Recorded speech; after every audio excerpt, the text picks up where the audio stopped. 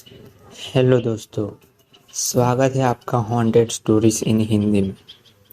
तो चलिए बढ़ते हैं आज की कहानी की ओर। मेरा नाम राहुल है। मैं कानपुर का रहने वाला हूँ। ये बात जो मैं आपको बताने जा रहा हूँ वो कुछ साल पहले मेरे साथ घटी थी। उन दिनों मैं जॉब के लिए कानपुर से मुंबई अपने दोस्त के घर आया था। नसीब की बात यह है कि मुझे अपने दोस्त के ही एक कंपनी में जॉब मिल गई थी। मैं अपने दोस्त के साथ ही रहता था, खाता पीता था।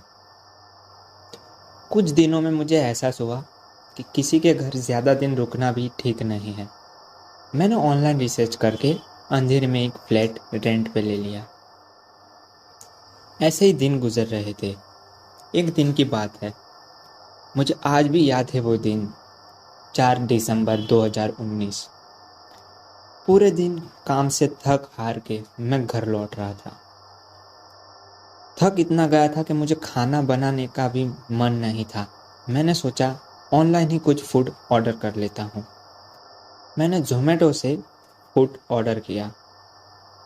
मुझे वहाँ पर बताया गया कि आपका फूड आधे घंटे के अंदर डिलीवर हो जाएगा। मैंने सोचा तब तक मैं थोड़ा फ्रेश हो लेता हूँ। मैं जैसे ही नहाने जा रहा था तभी मेरी मम्मी का कॉल आया। काफ़ी दिन बाद मम्मी से बात होने से कैसे टाइम बीत गया, पूरा 1 घंटा मुझे पता ही नहीं चला। सडनली मुझे याद आया कि मैंने जो खाना ऑर्डर किया है वो अभी तक मुझे मिला नहीं। तो मैंने शिकायत करने के लिए ज़ोमैटो पे वापस कॉल किया। उन्होंने मुझे बताया कि आपका जो फूड है वो आधे घंटे पहले ही निकल चुका है, हम आपको थोड़ी देर में इन्फॉर्म करते हैं। जैसे ही उनका कॉल कटा वैसे मेरे घर की बेल बजी। मैं गुस्से में दरवाज़ा खोला तो बाहर डिलीवरी बॉय खड़ा था। उसके सर पे गहरी चोट थी, वहाँ से खून भी निकल रहा था। मेरा गुस्सा एकदम डर में बदल गया।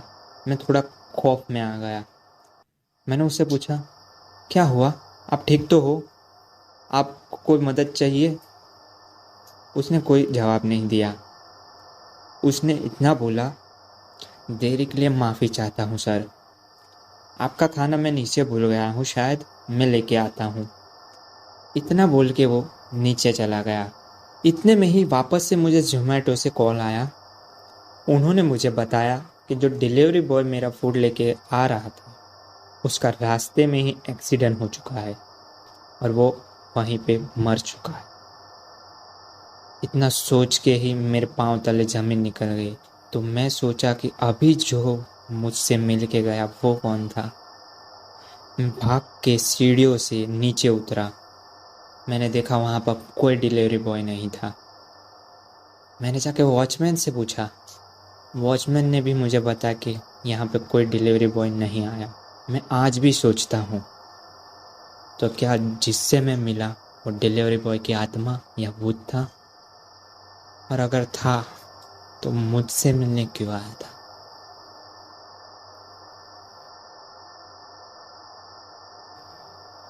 रात के 8 बज रहे थे। मेरे मामा की लड़की की हल्दी थी। सब नाच गाने में व्यस्त थे। मैं और मेरे मामा का लड़का काफ़ी अच्छे दोस्त थे। हम दोनों यूं ही बातें कर रहे थे और घर के टेरेस पे मामा लोग और उनके काफ़ी सारे दोस्त शराब पी रहे थे। हमको ऊपर से एक आवाज़ आई, राज बेटा यहाँ आना जरा। मैं और मेरे मामा का लड़का ऊपर गए। हम दोनों को एक काम बताया गया, बाजार से चिकन लाने का। रात का अंधेरा था। मैं और मेरे मामा का लड़का बाइक लेके निकल गए। हम लोग वहाँ से चिकन लेके जब वापस लौट रहे थे तो रास्ते में हमें एक आदमी मिला। उन्होंने हमारी बाइक रोकी। वो हमसे बोल रहा था, ये चिकन मुझे दे दो, ये चिकन मुझे दे दो। मेरा मामा का लड़का थोड़ा गुस्सा हो गया। अभी तेरे बाप ने चिकन खाया है, चल भाग यहाँ से। वो थोड़ा गुस्से में आ गया। हमने उसको नज़रअंदाज करते हुए घर वापस लौटे। सब नाच गाने में अभी भी व्यस्त थे और दुल्हन वो थोड़ी बदली बदली सी लग रही थी। वो बार बार कही जा रही थी, और चिकन मुझे दे दो, चिकन मुझे दे दो। सब ये बात सुन के हैरान थे।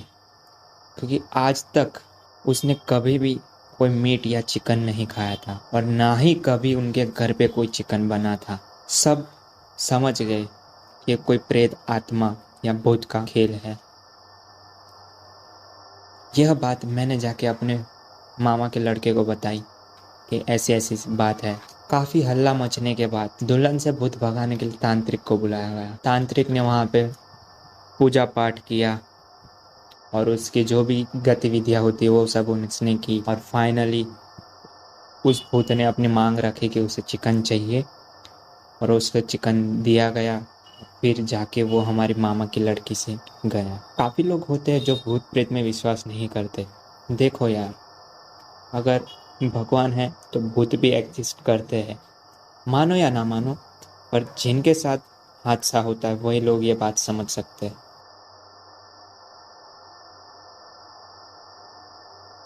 हेलो दोस्तों, मेरा नाम गौतम है। मैं मध्य प्रदेश के एक छोटे से गांव में रहता हूँ। ये जो कहानी आपको मैं आज सुनाने जा रहा हूँ, इसे याद करके आज भी मुझे रात में नींद नहीं आती। हमारे घर से 7 से 8 किलोमीटर दूर हमारा एक खेत है, जहाँ पर पापा रात को खेत की देखभाल करते हैं ताकि कोई खेत को कोई नुकसान ना पहुँचा सके। तो हुआ कुछ ऐसा कि शाम का वक्त था, मैं खा पी कर मस्त अपना फ़ोन यूज़ कर रहा था। पापा का फ़ोन आया, मुझे बताया कि बेटा आप यहाँ पे आ जाओ, आज मेरी तबीयत ठीक नहीं है और खेतों का थोड़ा ध्यान रख लो। मैंने भी हाँ कर दिया और रात के तकरीबन 10 या 11 बजे मैं बाइक लेके खेत की तरफ निकल गया। खेत तक जाने का रास्ता सुनसान से रास्ते से मैं जाते हुए खेत तक पहुंचा। मैंने पापा को बोला कि कोई बात नहीं पापा, आप आराम करो, मैं खेतों का ध्यान रखता हूँ। पापा ने अपनी खटिया एक पेड़ के नीचे रख के सो गए। मैं ऐसे ही खेतों में घूम रहा था, खेतों का ध्यान रख रहा था और ऐसे ही अपना फ़ोन यूज़ कर रहा था। तभी अचानक पापा को एहसास हुआ कि पापा की छाती पे कोई बैठा है और उनका गला दबा रहा है। पापा ने चिल्लाने की कोशिश की पर वो चिल्ला नहीं पाए और उन्होंने आजू बाजू देखा तो मैं भी नहीं देख रहा था।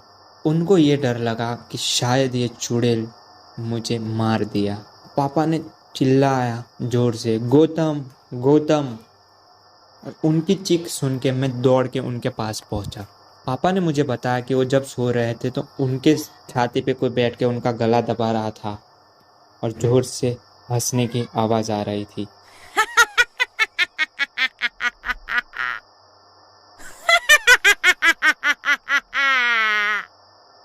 जैसे कोई लड़की हंस रही हो। ये सुन के मैं भी डर गया। पापा मुझे बोले कि बेटा खेत हम बाद में देखेंगे, अभी चलो प्लीज़ यहाँ से घर चलो।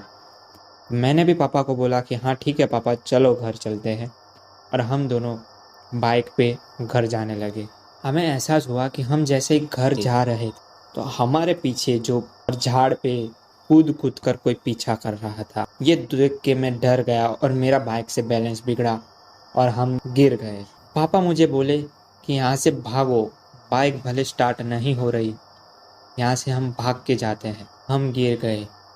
वापस से मैंने बाइक उठाई और स्टार्ट करने की काफ़ी कोशिश की पर बाइक स्टार्ट नहीं हो रही थी और हमें लगातार किसी के हंसने की आवाज़ आ रही थी।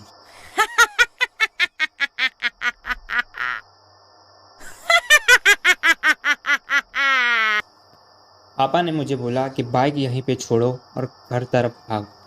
हम लोग भागते भागते घर तरफ जा रहे थे। हमारे पीछे गांव के ड्रेस में कोई महिला भाग रही थी और ज़ोर ज़ोर से हंस रही थी। उसकी हाइट तकरीबन 7 से 8 फीट लंबी थी। मैं तो तेज़ भाग पा रहा था पर पापा की तबीयत ठीक ना होने से वो उतना तेज़ नहीं भाग पा रहे थे। उस चुड़ैल ने पापा का पैर पकड़ के उनको नीचे गिरा दिया। मैं वापस से पीछे मुड़ा और पापा को संभाला। मैं पापा को संभालते हुए मैं भी भाग रहा था और वो चुड़ैल जोर जोर से पीछे चिल्ला रही थी। मुझे याद नहीं कि हम दोनों कैसे गिरे और हम दोनों बेहोश हो गए। उसके बाद हमारी नेक्स्ट डे आँख खुली, हम घर पे थे हम दोनों को लगातार 20-25 दिन तक बुखार रहा।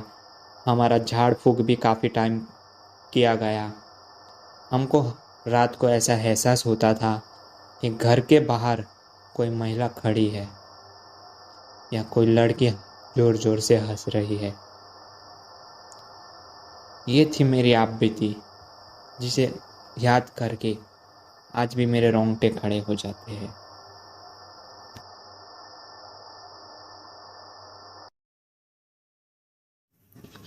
मेरा नाम स्मिथ है। यह मेरा एक डरावना अनुभव मैं आपके साथ शेयर करना चाहता हूँ। ये घटना मेरे साथ अक्टूबर 2008 में घटी थी। तब मैं 22 साल का था। मेरे एक स्कूल के दोस्त ने मुझे बताया कि हम उसके गांव झालोर राजस्थान जाते हैं नवरात्रि मनाने। मुझे वैसे भी घूमना फिरना और ट्रैवल करना बहुत ही ज़्यादा पसंद था, तो मैंने हामी भर दी। वैसे भी नवरात्रि चल रही थी, तो ये घूमने का एक अच्छा मौका था।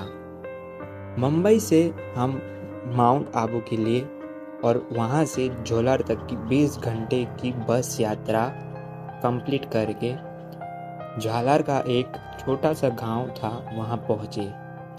मुझे याद नहीं कि उस गांव का नाम क्या था। वह बिल्कुल ऐसा था जैसा मैंने एक्सपेक्ट किया था, जैसा मैंने सोचा था। वो बहुत डेवलप्ड सिटी जैसा नहीं था, नॉर्मल सा छोटा सा गांव था। मेरे दोस्त को वहाँ पर एक घर में देवी पूजा करनी थी। मुझे बेसिकली उसमें कोई इंटरेस्ट नहीं था, मैं बस घूमने आया था। मेरे दोस्त ने बताया कि वहाँ के घर की महिला में माता रानी का आशीर्वाद है और नवरात्रि के आखिरी दिन सूर्यास्त के बाद उन पर माता रानी आते हैं और वो उन लोगों को आशीर्वाद देते हैं जो लोग उनके पास जाते हैं। वो लोग काफ़ी लोग की समस्या भी ठीक करते हैं। मुझे इन सब में कोई दिलचस्पी नहीं थी। जब तक वह सब खत्म हुआ तब तक लगभग 10 बज चुके थे। मेरे दोस्त ने मुझे उसके घर पर रुकने को कहा, लेकिन अगले ही दिन मुझे कोई ज़रूरी काम होने से मैं मुंबई पहुंचना चाहता था। मैंने वहां रुकने से मना कर दिया। मैं वापस रुककर और समय बिताने का जोखिम नहीं उठा सकता था। उसके बजाय मैंने उसे भी मुंबई जाने के लिए मना लिया था। हमें माउंट आबू रेलवे स्टेशन पहुंचना चाहते थे, जो कि वहां से 120 किलोमीटर दूर था। यह एक सुनसान गांव था। माउंट आबू स्टेशन पहुंचने के लिए रात का समय था, तो हमें कोई भी गाड़ी नहीं मिली। वहां पर कोई भी परिवहन खोजना लगभग असंभव था। कुछ प्रयास के बाद हमें एक आदमी मिला जिसने कुछ दिलचस्पी दिखाई, क्योंकि हमने उसे डबल पैसे देने की बात की। आखिरकार वो मान गया। उसने हमें कहा कि वह लगभग 30 मिनट में आ जाएगा और वहां से हम माउंट स्टेशन जाने के लिए निकल जाएंगे। इस बीच हमें गांव वालों ने वापस रहने और वहीं पे रुकने का आदेश दिया। इस बीच गांव वालों ने हमें वहीं रुकने को कहा और उस समय यात्रा करने से मना कर दिया। उन्होंने हमें कहा, बेटा इस वक्त जाना ठीक नहीं है, आप यहाँ पर नए नए हो तो आपको यहाँ के बारे में ज़्यादा पता नहीं है, तो कृपया आप अभी कहीं भी यात्रा मत कीजिए और यहीं पे रुक जाइए। सुबह फिर आप निकल जाना। मैं अपनी जिद पे अड़ा रहा। मुझे उसी टाइम वहाँ से जाना था, क्योंकि दूसरे दिन मुझे एक इम्पोर्टेंट काम था। वह आखिरकार वहाँ पहुँचा।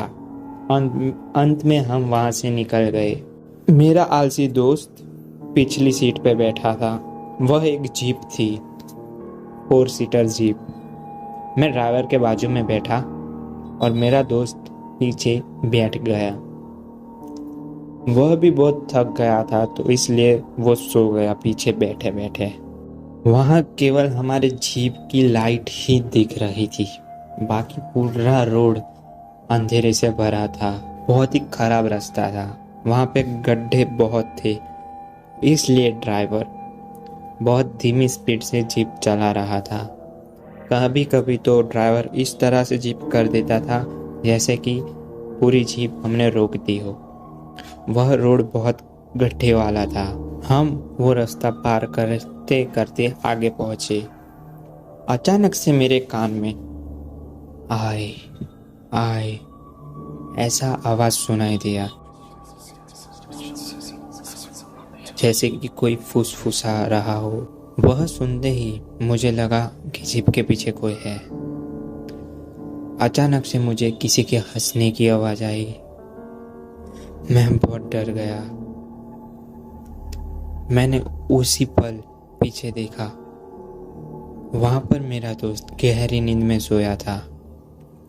मैंने अगले ही पल मेरे ड्राइवर की ओर देखा, वह भी मुझे उसी तरह घूर रहा था जैसे मैं उसे देख रहा था। हम दोनों बहुत डरे हुए थे। अचानक से मेरे ड्राइवर ने चिल्लाया और मुझे कहा कि पीछे मत देखना। मैं उसकी चीख सुन के बहुत डर गया। मैं तो समझा आज हम मारे जाएंगे। गांव वाले जो बात कह रहे थे वो सच थी और मैं अफसोस कर रहा था कि हम रात को क्यों निकले। ड्राइवर भी अफसोस कर रहा था कि वो हमें आबू तक छोड़ने क्यों आया। ड्राइवर ने एक्सीलेटर पे पैर रख दिया। जीप ने स्पीड पकड़ ली। तकरीबन 90 किलोमीटर प्रति घंटा की रफ्तार से हमारी जीप भाग रही थी। ड्राइवर ने मुझे कहा, मेरे कंधे पे किसी ने हाथ रखा है, पीछे मुड़कर मत देखना वरना मारे जाओगे। वैसे आगे बढ़ते बढ़ते हमारी जीप से तकरीबन 200 मीटर दूर हमें कोई आदमी रोड पार करता हुआ दिखा।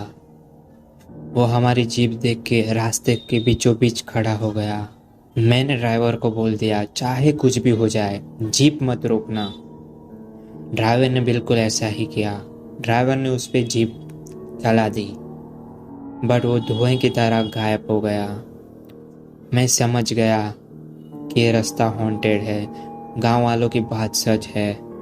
मैं बहुत डरा हुआ था। मैं बस प्रार्थना कर रहा था कि यहाँ से कैसे भी करके हम जिंदा मुंबई तक पहुँच जाए। मेरा दोस्त सो ही रहा था, उसको इस वाक्य के बारे में कुछ भी नहीं पता था। ड्राइवर भी बहुत घबराया हुआ था। इस तरह हम डरते हुए आबू स्टेशन पहुंचे। वहां से ड्राइवर हमारे पास पैसे लेके चला गया। उसने हमें कहा कि साहब फिर मत ऐसे आना, और वहां से हम मुंबई की ट्रेन पकड़ के पहुंचे। तो ये थी मेरी आप बीती। इसके बाद मुझे नहीं लगता कि मैं कभी राजस्थान घूमने जाऊंगा।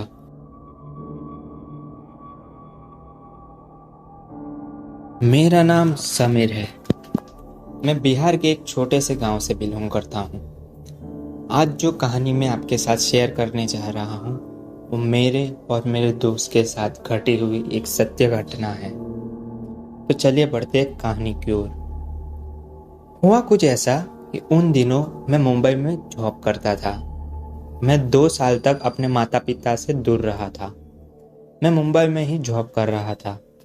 एक दिन मुझे मेरा दोस्त का कॉल आया। एक दिन मेरे दोस्त राजू का मुझ पे कॉल आया। उसने बताया, यार समीर, 2 साल हो गए यार तुझे मुंबई जाए, कभी तो यार मिलने आया कर। आना यहाँ पे, मस्ती करेंगे बचपन की तरह। वो याद है ना हम लोग खेतों में जाते थे सब्जियां चूरने। तो आ यार कभी मिलने। मैंने भी सोचा कि हाँ यार, 2 साल से मैं गांव नहीं गया, तो चलो गांव जाते हैं। मैंने अपने बॉस से बात की और पूरे वीकेंड की छुट्टी ले ली। मैं गांव आ गया। मम्मी पापा मुझे देख के बहुत खुश थे क्योंकि मैं 2 साल के बाद गांव लौटा था। मेरा दोस्त भी मुझसे मिलके बहुत खुश था। 2 दिन मुझे गांव में घूमते घूमते ही हो गए। काफी साल बाद मैं गांव देख रहा था। तो काफ़ी कुछ बदल गया था। एक दिन मेरे और मेरे दोस्त राजू ने प्लान किया कि क्यों ना हम बचपन की तरह फिर से मस्ती करते हैं, जैसे हम बचपन में जाया करते थे खेतों में सब्जियां चुराने। हमने प्लान किया कि आज रात 1 बजे मैं और राजू उसके खेत में मिलेंगे और कहीं खेतों में जाके चोरी करेंगे। रात के 1 बजे मैं उठा। मैंने अपनी मम्मी को बताया कि मुझे राजू के खेत में कुछ काम है, इसलिए राजू ने मुझे अभी बुलाया है। अपने घर से निकल गया। राजू के खेत में मैं और राजू मिले। वहां से तकरीबन 3 से 4 किलोमीटर दूर हम एक खेत पे गए। वह खेत आलू की सब्जी का था। हम दूर से देख रहे थे कि उस खेत के चारों तरफ सफेद साड़ी पहने हुए एक औरत घूम रही है और खेत की चक्कर काट रही है। ये देख के थोड़ी देर मैं और मेरा दोस्त डर गए। हमें लगा कि कोई होगा जो अपने खेत का ध्यान रख रहा हो। हम धीरे धीरे से उसके नजदीक गए। मैंने देखा तो वो महिला चल नहीं रही थी, बल्कि हवा में उड़ रही थी। ये देख के मैं और राजू दोनों बहुत डर गए। जब हमने उसे ध्यान से देखा, उसका फेस बहुत डरावना और खौफनाक था। उसका फेस पूरी तरह से कटा कटा था और उसकी आंखें सफेद थी। मैं और राजू झाड़ियों के पीछे छिप गए और छिपके से उसे देख रहे थे। पता नहीं उसे कैसे पता चल गया कि हम यहाँ छिपे हैं, और अचानक से वो उड़ती हुई हमारी तरफ दौड़ी। ये देख के मैं और राजू बहुत ज्यादा डर गए और वहां से हम बहुत तेज भागे।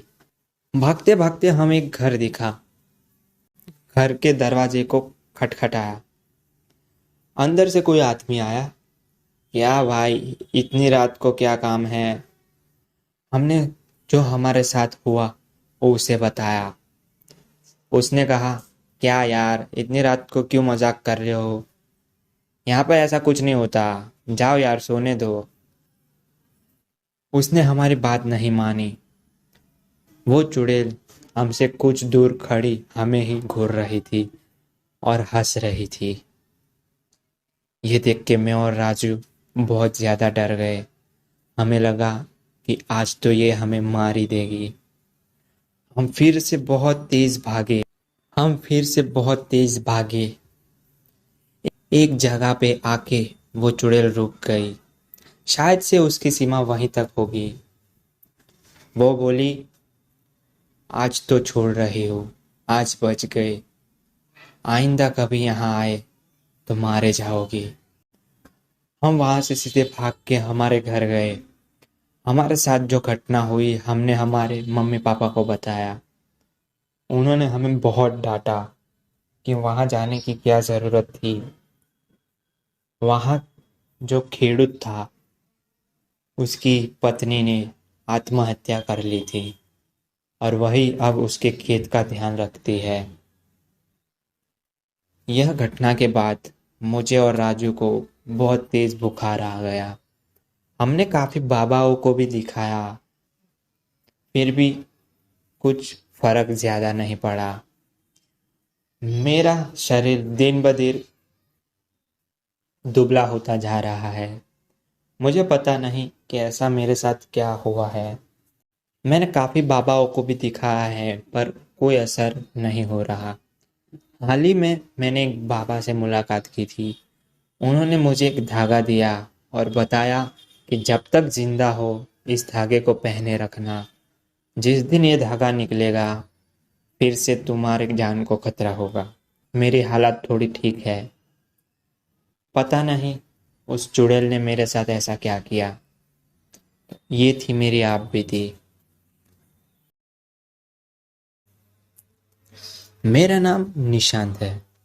आज जो कहानी मैं आपके साथ शेयर करने जा रहा हूँ, मेरे ही साथ कुछ महीने पहले घटी थी। ये बिल्कुल एक रियल इंसिडेंट है। चलिए बढ़ते हैं आज की कहानी की ओर। तो हुआ कुछ ऐसा कि मैं अपने 4 दोस्तों के साथ मनाली से चंडीगढ़ जा रहा था। हमने सुबह ही अपना होटल रूम पूरा चेक कर लिया था और मैं और मेरे दोस्तों ने तय किया कि हम रात को ड्राइविंग करेंगे। रात को हम चंडीगढ़ के लिए निकल गए। मौसम काफी अच्छा हो रहा था। 4 दोस्त मस्ती मजाक करते हुए जा रहे थे। अचानक से हमने देखा सड़क की लेफ्ट साइड एक गाड़ी खड़ी है और एक सुंदर सी लड़की जिसने गुलाबी ड्रेस और जीन्स पहनी थी, वो मदद के लिए हाथ कर रही है। हम चारों सोच में पड़ गए कि इस लड़की को लिफ्ट देनी चाहिए या नहीं। मैं और मेरे 2 दोस्त मान गए, पर पता नहीं मेरा एक दोस्त नहीं माना। मैंने जाके उस लड़की के साइड में गाड़ी खड़ी कर दी। उस लड़की ने बताया, मुझे थोड़े आगे तक छोड़ दोगे? मेरा दोस्त नाराज हो गया और वो मुझ पे चिल्लाया, तो मुझे गाड़ी आगे भगानी पड़ी। हमने उसे लिफ्ट नहीं दी। आगे जाके हम में बहस हो गई। हम बात कर रहे थे कि ऐसे किसी लड़की को अनजाने रोड पर नहीं छोड़ना चाहिए। हमारे बीच बहस हो गई कि ऐसे किसी लड़की को बीच सड़क में अकेला नहीं छोड़ना चाहिए था। मैं सोच रहा था कि गाड़ी रिवर्स कर लो। अचानक से मैंने देखा वही सेम कार, वही सेम लड़की, सेम ड्रेस में फिर से लिफ्ट मांगती हुई दिखाई दी। मेरे साथ चारों दोस्त चौंक गए कि अभी तो ये लड़की पीछे थी। हम समझ गए कि मामला कुछ गड़बड़ है। मैंने गाड़ी नहीं रोकी।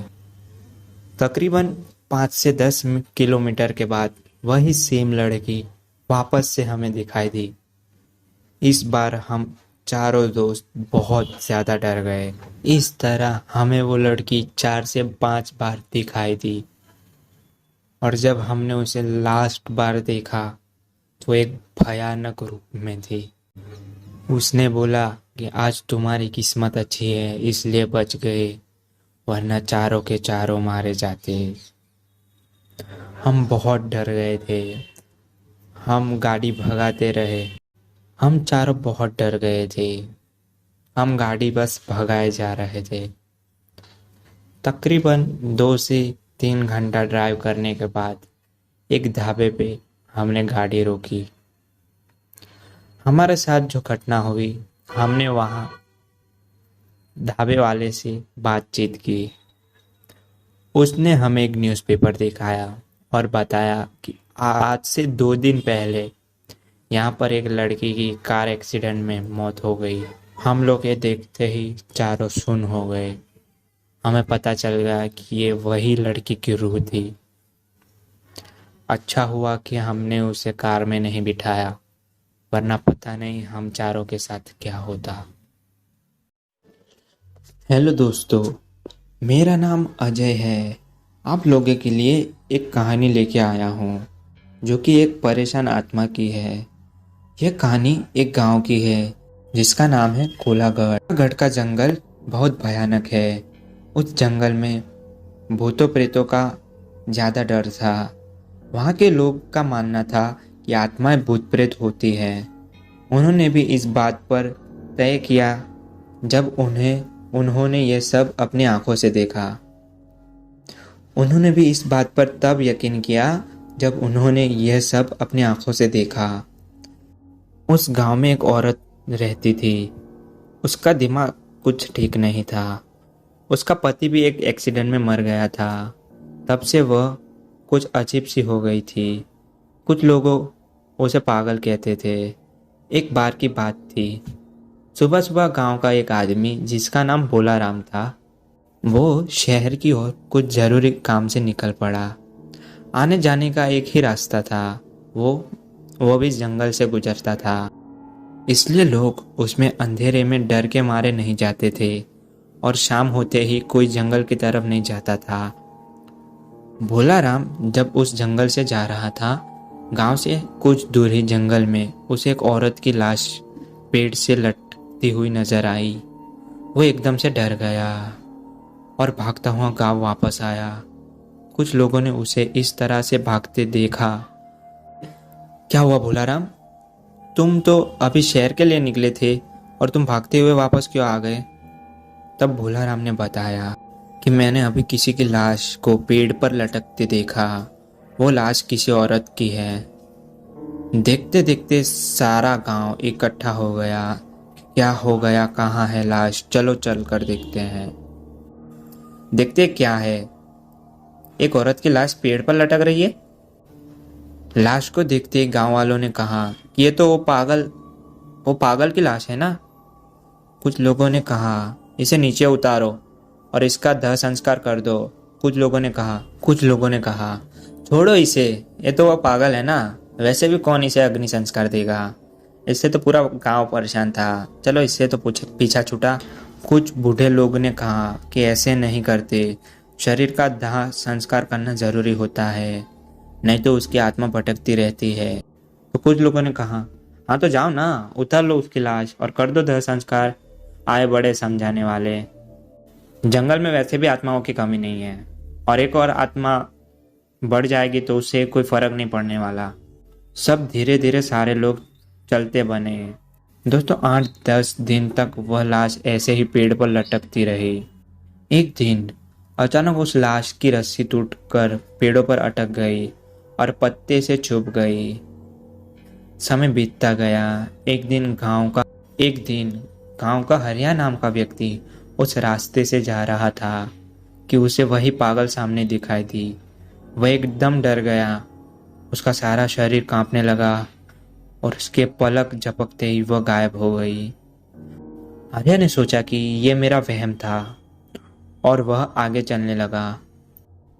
तभी एकदम से उसकी ओर एक सांड दौड़ता हुआ आया और उसे जोर से टक्कर मारकर चला गया। आर्या उल्टा गिरा, उसके सर पर बहुत गहरी चोट आई। जैसे ही वो पीछे मुड़ा तो देखा कोई नहीं था। उसने जैसे ही आगे देखा, उसके आगे एक औरत खड़ी थी। वह एकदम से डर गया और कांपने लगा। उसकी शक्ल तो ऐसी थी कि एक तरफ गाल की हड्डियां और एक तरफ जला हुआ सा चेहरा, आंखें अंदर धसी हुई, नाखून बड़े बड़े थे। वह देखकर ऐसा डरा कि वहां ही बेहोश हो गया। उसकी आंख जब खुली तो वो एकदम डर गया। उसने अपने आप को घने जंगलों के बीच पाया। उसे चारों ओर से आवाजें आ रही थी, कहीं पत्तों की आवाजें, कहीं जंगल में दहाड़ रहे शेर की आवाज। वह वहां से धीरे धीरे डरता हुआ जंगल में भटकता हुआ बाहर आया। उसे जंगल से निकलते निकलते अंधेरा हो गया था। अब वो और डरता जा रहा था कि अभी तो एक आत्मा से पाला पड़ा है, अब अंधेरा होते ही कितने भूतों से पाला पड़ेगा क्या पता नहीं आज मैं यहाँ से जिंदा निकलूंगा कि नहीं। उसके मन में अजीब अजीब से ख्याल आ रहे थे। वह भागता ही चला जा रहा था। भागते भागते ना जाने वो कैसे जंगल से बाहर निकल गया। उसको इस हालत में देखकर लोगों ने कहा, इतनी रात को कहाँ से आ रहा है, तुम्हें डर नहीं लगता? उसने कुछ भी जवाब नहीं दिया और विश्वास नहीं हो रहा था कि वो गांव में जिंदा आया है। वो घर पहुंचा और जाकर चादर ओढ़ के सो गया। उसकी औरत ने उसे खाना खाने के लिए कहा पर उसने कुछ जवाब नहीं दिया। रात को एक सपना देखा और उस सपने में उसे परेशान आत्मा को देखा। वह उससे रो रो कर कह रही थी, मुझे बचा लो, मुझे इस नर्क से बचा लो, लोग मुझे मार डालेंगे। वो रो रो कर कह रही थी, मुझे बचा लो, मुझे बचा लो, मुझे इस नर्क से निकालो, वो आत्मा मुझे मार डालेगी। ऐसा खौफनाक सपना देखकर वो उठ खड़ा हुआ। उसके पसीने छूट रहे थे और वो सोच रहा था कि यह सब मेरे साथ क्यों हो रहा है। सुबह हो गई लेकिन हरिया नहीं जागा। जब उसकी बीवी ने उसे जगाने के लिए हाथ लगाया, उसका चेहरा उसकी तरह दिख रहा था। वो चिल्ला पड़ी, तब उसकी पत्नी ने कहा, क्या हुआ, क्या हुआ? तुम शाम से कुछ अजीब से डरे हुए लग रहे हो। ना शाम को खाया, तुम्हें आखिर हुआ क्या है? मुझे तो बताओ। उसने सारी बात बताई। तब वह जाकर समझी कि आप तभी परेशान हो। धीरे धीरे यह बात सारे गांव में फैल गई कि वह पागल औरत का भूत अब सबको परेशान करेगा। तभी कुछ लोगों ने बताया कि रात को यही आवाज़ कुछ लोगों ने सुनी है, जो जंगल से आ रही थी, कि मुझे बचाओ, मुझे इस नरक से निकालो। अब तो सारे लोग परेशान थे कि शहर जाने का रास्ता भी बंद हो गया। अब हम लोग करें तो क्या करें? तब कुछ लोगों ने कहा कि हम लोगों को किसी महान आदमी की सलाह लेनी होगी, वही सब ये मांजरा देख सकता है। तब किसी एक आदमी ने कहा कि पास के एक गांव में नत्थित लाल भगत जी रहते हैं। वह आत्माओं के बारे में बहुत कुछ जानते हैं। जब सुखिया के लड़के को एक आत्मा ने पकड़ लिया था, तब उन्होंने आत्मा से उसे छुड़ाया था। तब कुछ लोगों ने कहा, ठीक रहेगा। सब लोगों ने उस भगत जी को गांव में बुलाया और उन्हें सारी घटना बताई। भगत जी ने कहा कि तुम उसके शरीर को न जलाकर बहुत बड़ी गलती कर दी, चाहे वो कैसी भी थी। इतना बड़ा जंगल होने के बावजूद तुम चार लकड़ी का बंदोबस्त नहीं कर पाए।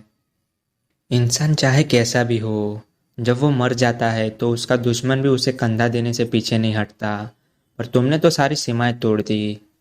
चलो, अब जो भी हो गया है उसे निपटने के लिए अब तैयार रहो।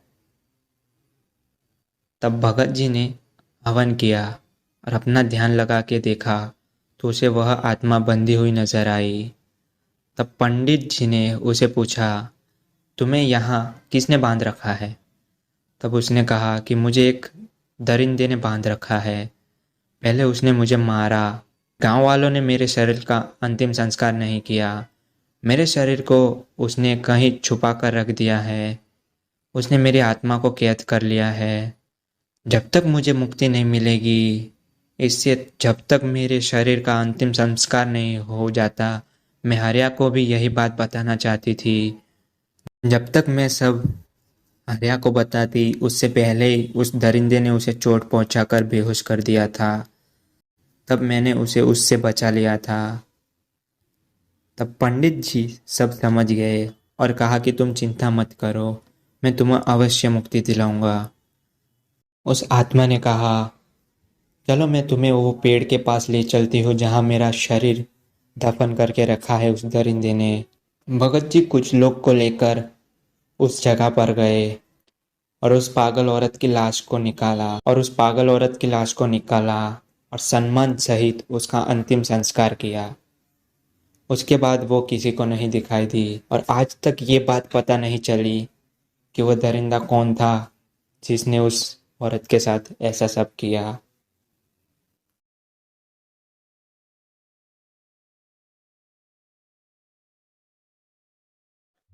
मेरा नाम निखिल है। मैं एक कॉलेज स्टूडेंट हूँ। मैं कॉलेज के साथ साथ पार्ट टाइम अपने चाचा की रिक्शा चलाता हूँ। मैं रिक्शा रात के टाइम चलाता हूँ और होता ऐसा है कि जितना देर तक आप रिक्शा चलाओ उतनी कमाई ज़्यादा होती है। तो मेरे खुद के खर्चे निकालने के लिए मुझे रिक्शा चलाना पड़ता है। तो हुआ कुछ ऐसा, एक दिन मैं कॉलेज जा रहा था। उस दिन बहुत तेज बारिश हो रही थी। मैं कॉलेज पहुंचा तो मेरे दोस्त के साथ कहीं घूमने जाने का प्लान था, जो कि मैं भूल चुका था। तो मेरे दोस्त नाराज थे मुझसे। मेरी गर्लफ्रेंड का बर्थडे था तो मैंने उसे 12 बजे विश नहीं किया, तो वो भी मुझसे नाराज थी।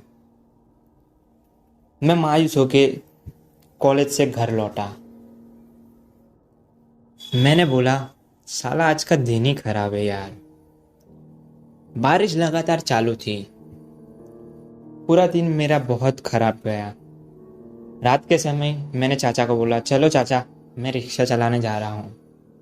मेरे चाचा ने कहा, बेटा ध्यान रखना, आज बारिश ज़्यादा है तो बहुत देर तक रिक्शा मत चलाना, जल्दी घर वापस आ जाना।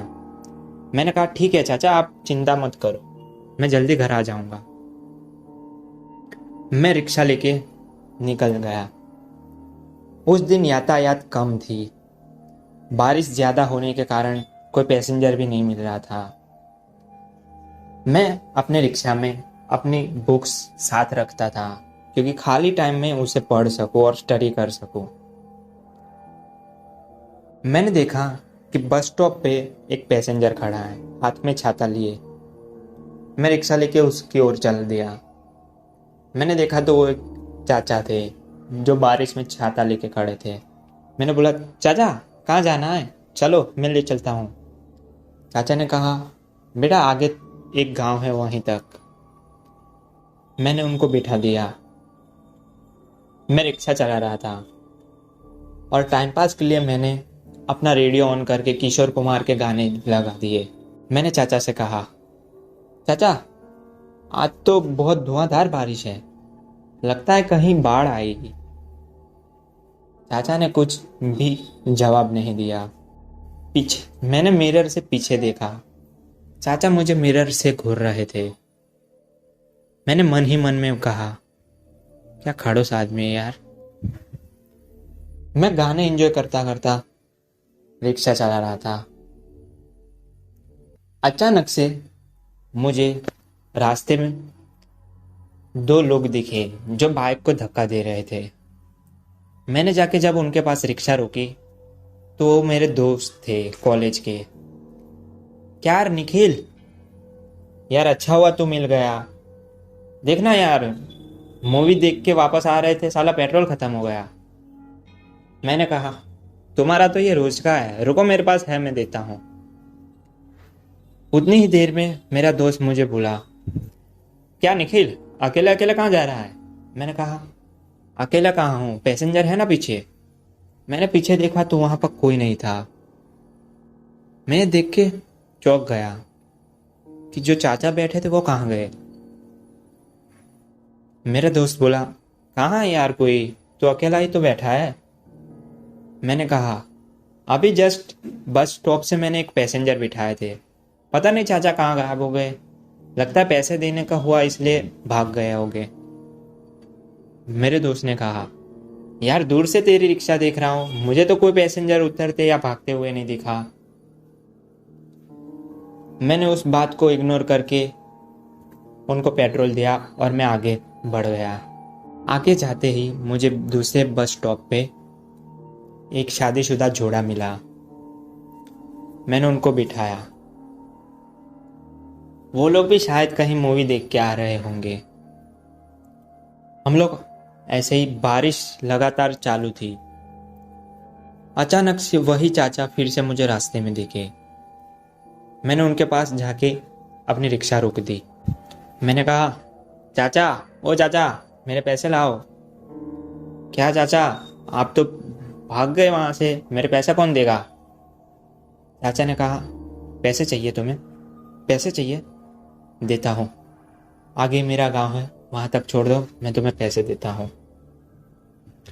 मैंने चाचा को फिर से बिठा दिया। बारिश थी जो कि रुकने का नाम नहीं दे रही थी। अचानक से चाचा बोला, बस बेटा यहीं रोक दो। मैंने रिक्शा रोकी। आजू बाजू देखा तो बस जंगल झाड़ियां ही दिख रही थी। मैंने कहा, चाचा पूरे पैसे नहीं है तो कोई बात नहीं, आप बैठो, मैं आपको गांव तक छोड़ता हूँ। अंदर मेरे दूसरे पैसेंजर भी बोल रहे थे, चाचा हाँ ऐसे जंगल में मत उतरिए, आपके पैसे हम दे देंगे। पर चाचा अपनी जिद पे अड़े रहे। चाचा ने अपनी जेब में से पैसे निकाले, उसमें से एक 10 की नोट नीचे गिर गई। मैंने कहा, रुको चाचा मैं ले लेता हूँ। मैं जब नोट लेने झुका, मैं घबराहट से उठ खड़ा हुआ। मैंने फटाफट से रिक्शा भगाई और मैंने मेरे पैसेंजर से बोल दिया, पीछे मत देखना, कोई पीछे मत देखना। मेरे पैसेंजर भी डर गए। मेरे पैसेंजर बोले, अब तक आप पैसे के लिए उनको बोल रहे थे, अपने पैसे तो लेते, क्या हुआ। मैंने बताया कि जब मैं पैसे लेने नीचे झुका, उनके पैर उल्टे थे। यह देख के ये सुन के वो दोनों भी डर गए। मैंने कहा कोई पीछे मुड़ के मत देखना। मैं रिक्शा तेज भगा रहा था और वह चाचा मुझे बार बार आगे रोड पे दिखाई दे रहे थे। वो जोर जोर से बोल रहे थे, बेटा आपने पैसे ले लो, बेटा आपने पैसे ले लो, बेटा आपने पैसे ले लो। वो जितनी बार दिखाई दे रहे थे उतनी ही बार खूंखार होते जा रहे थे। जब लास्ट बार वो चाचा दिखे, गलती गलती कर रहे हो तुम, और उसके बाद वो नहीं दिखे।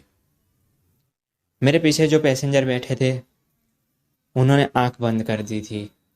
मैंने कहा बस भगवान का नाम देते रहो और पीछे मुड़ के मत देखना, अब वही है जो हमें बचा सकते हैं। आगे जाते ही गांव वाला इलाका आ गया। मैंने कहा अब डरने की बात नहीं है, उसकी सीमा वहीं तक थी, अब वो चाचा नहीं आएंगे। उतनी ही देर में मेरे कंधे पर किसी ने हाथ रखा। मैंने पीछे मुड़कर देखा तो दो भयानक आत्माएं थी। उनको देखकर मेरा बैलेंस बिगड़ा। मेरी रिक्शा सीधा खंबे से जाके टकरा गई। मैं बेहोश होते होते खंबे पर जो पोस्टर लगा था उसे देखा। वहां पर लिखा था वहां पर लिखा था, सुमित और जाह्नवी को भावपूर्ण श्रद्धांजलि। कुछ दिन पहले ही वहां एक्सीडेंट में 2 लोग की मौत हो चुकी थी। उतना पढ़ते ही मैं बेहोश हो गया। मेरी जब आंख खुली तो मैं हॉस्पिटल में था। मुझे बताया गया कि मैं किसी को रोड साइड पे मिला और उन्होंने मुझे हॉस्पिटल तक भेजा। यह घटना के बाद मैं रात को 11:30 या 12 तक ही रिक्शा चलाता हूँ और जल्द से जल्द घर आ जाता हूँ। ये मेरे साथ घटी हुई मेरे लाइफ की बहुत ही बुरी घटना है।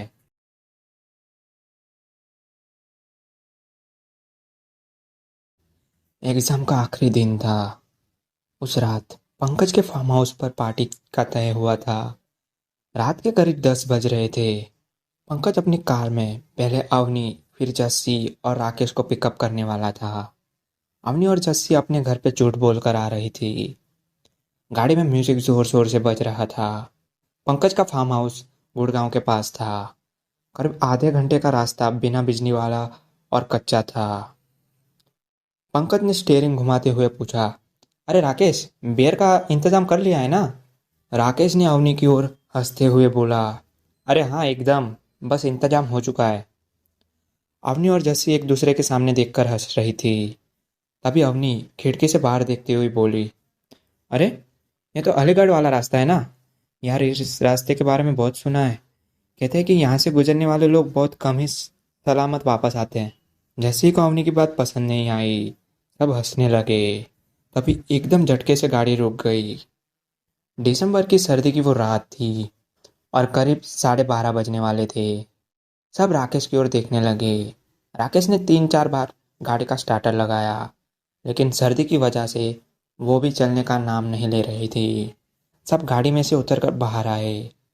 तभी उस अंधेरी और कच्चे रास्ते पर सामने से कोई औरत आती हुई दिखाई दी। अवनी थोड़ा डर गई और वो बोली, गाइस चलो गाड़ी में, मुझे कुछ ठीक नहीं लग रहा है यहाँ। इस भयानक रात में कौन इस तरह रास्ते पे निकलता है भला? राकेश ने हंसते हुए कहा, अवनी तुम भी खामखा डर रही हो, आसपास गांव है, सबके घर में टॉयलेट नहीं होता यहाँ। फिर भी अवनी और जैसी गाड़ी के अंदर जाकर बैठ गई। वो औरत सीधी चली आ रही थी और सफ़ेद ड्रेस में बहुत खूबसूरत लग रही थी। पंकज गाड़ी की ड्राइवर सीट पर बैठकर स्टार्टर देने की कोशिश कर रहा था। तभी वह औरत राकेश के पास से गुजरी। राकेश सहम सा गया।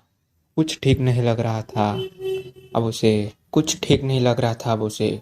वो औरत में से अजीब सी दुर्गंध आ रही थी। औरत उनकी गाड़ी के बिल्कुल सामने वाले पत्थर पर जाकर बैठ गई। अब राकेश भी डर के मारे गाड़ी में आ गया। उसने पंकज को भी अंदर बुलाकर गाड़ी का दरवाजा बंद करने को बोला। पंकज पहले से ही ये बातों को मानता नहीं था। वो गुस्सा हो गया। उसका सारा प्लान फ्लॉप हो रहा था। उसका फार्म हाउस पहुंचकर जल्दी से जस्सी को अपनी बाहों में लेना था। उसने खिड़की का शीशा नीचे कर कर जोर से पूछा, क्या क्या चाहिए बहन जी आपको? कितनी रात गए ऐसे सामने आकर बैठ गई है? आसपास कोई मैकेनिक हो तो बताओ, कम से कम गाड़ी तो ठीक हो जाएगी हमारी।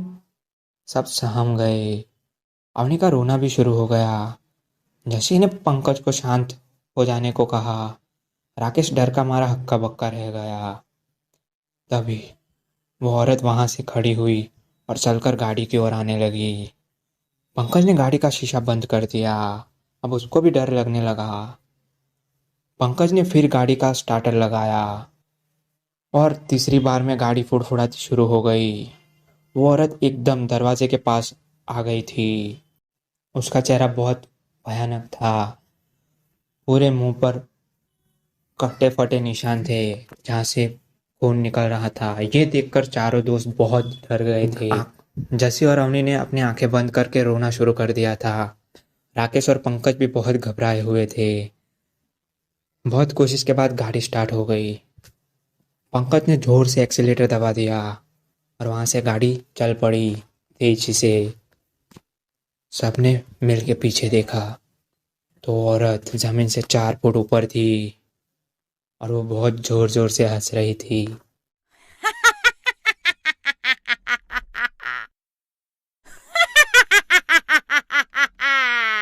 ये देखकर चारों बहुत डर गए। पंकज ने अपनी पार्टी भी कैंसिल कर दी। पंकज ने सबको घर पे ड्रॉप कर दिया और सबको बोल दिया कि आइंदा उस फार्म हाउस पर हम कभी नहीं जाएंगे। पंकज ने कुछ दिनों बाद वहाँ पूछताछ की तो पता चला कि वहाँ हाल ही में किसी औरत का एक्सीडेंट हुआ था। तो उसी की रूह सबको दिखाई देती है और कोई गिने चुने लोग ही होते हैं जो यहाँ से जिंदा जा पाते हैं। पंकज ये सुनकर हक्का बक्का रह गया।